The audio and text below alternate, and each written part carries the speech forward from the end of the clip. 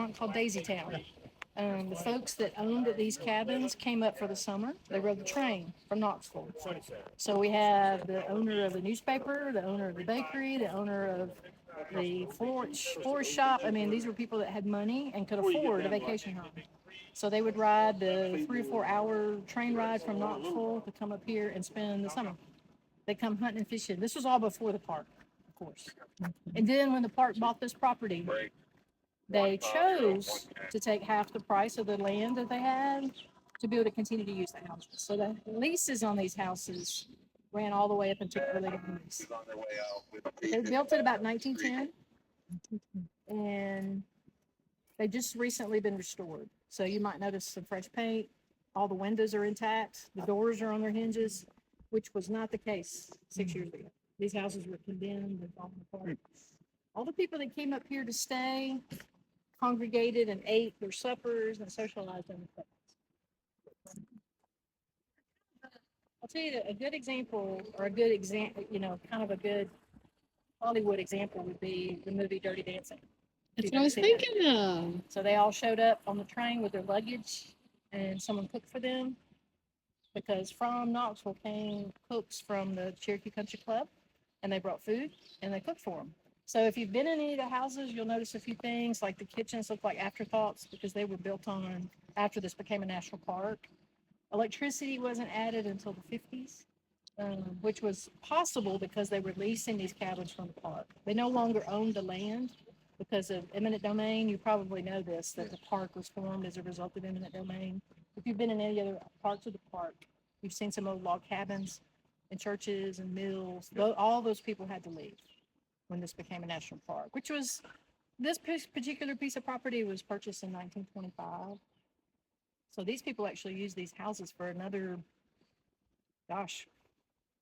70 years after it became a national park. But it was just the families that were here. Yeah, so these families chose leases, lifetime leases, but they traded their lifetime leases for electricity. So when the park decided to turn the old town of Elkmont into a campground, the condition that Sevier County gave them was, we're not going to run electricity all the way from Gatlinburg up here for one ranger station. So you're going to have to figure out a way, if you want to negotiate leases with these people, you could give them some electricity, but they'll have to trade their leases for that to make it worth our while. So they traded for 20-year leases. So that began in 52. So it renewed in 72, and that's why that magic date of 1992 is that last of that. The park didn't renew any more leases anywhere in the park after 1992. So this is kind of a little different part of the history of the park. Most of the history that you hear about the park are the logging companies, and you also hear a lot about the early settlers, folks that came over from Germany, and the Scotch Irish that came over on the boat and landed in North Carolina, South Carolina. That's the folks that they did. But the settlement of Knoxville was a pretty big town at that time. And so when folks got word that these mountains were really rich with a lot of hunting and fishing, they wanted to come up here and spend time. Of course, this was before the park. There's a lot of history before the national park. So when were the last Indians up there? So, the Indian Removal Act was in 1838. So the interesting part about that is the eastern band of the Cherokee actually hid in these mountains. And if you've ever been to Cherokee, North Carolina, then that's a 100% owned Cherokee. It's not a reservation. It's considered a qualla boundary. So technically, the removal occurred in 1838. But because they were able to hide out and didn't emerge until it was legal for them to own land, that's why you have Cherokee, North Carolina today.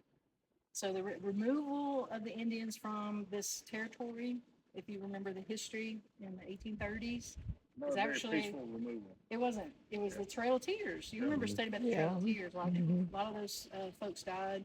But today there's a vibrant community about 25 miles from here on the North Carolina side of the park, right up on the boundary. If you look at a map at our park, there's a little square, almost like a little puzzle piece. That's the qualla boundary, which is where the Cherokee, the eastern band of the Cherokee now. So they're the only ones that actually survived the removal, and actually it was their ancestors, right? Probably 3 generations ago. But yeah, you're right. Cherokee were here first, hunted this area, this whole southern Appalachian. We're in the southern Appalachian Mountains, and this is where. Who actually owned this to start all this? So a Company? fellow named Colonel Townsend, a gentleman from Pennsylvania, bought this land. This was part of an 80,000 acre piece of property. He bought it for the purpose of logging. So if you've seen, they're hiking the old train track. So he put in a train track from, if you've been to Townsend, Tennessee, so Townsend is where the sawmill was. And the route you took to get up here, that entire route was a train track. And it kept going, it went all the way to North Carolina. So his property started in Townsend and went all the way to Queen's Dome, which is where the train stopped. That's a lot of land. It's about 80,000 acres. And y'all got all that. We bought everything. They actually, it's interesting to hear that that's the very first check that we did was for this property. So this 80,000 acres, they wrote a check and it started the beginning of forming the national park. For an example, that was in 1925 and the park wasn't official till 1934. So it took all those years to buy the land. Tennessee had to buy their side. North Carolina had to buy their side. This is a park that's straddles two states. Yeah. You've probably seen that on the map. And together, Tennessee and North Carolina donated this land to the federal government to be run as a national park.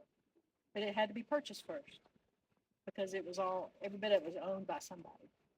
So this is a 522,000 acre park. And it took about 10 years to buy all the land. But you're standing right in the middle of the very first piece of property. And because of that, the train track was taken up. So it was a dirt road for many years, but obviously now modern cars and modern things, you know, they paved it back in the, let's see, So y'all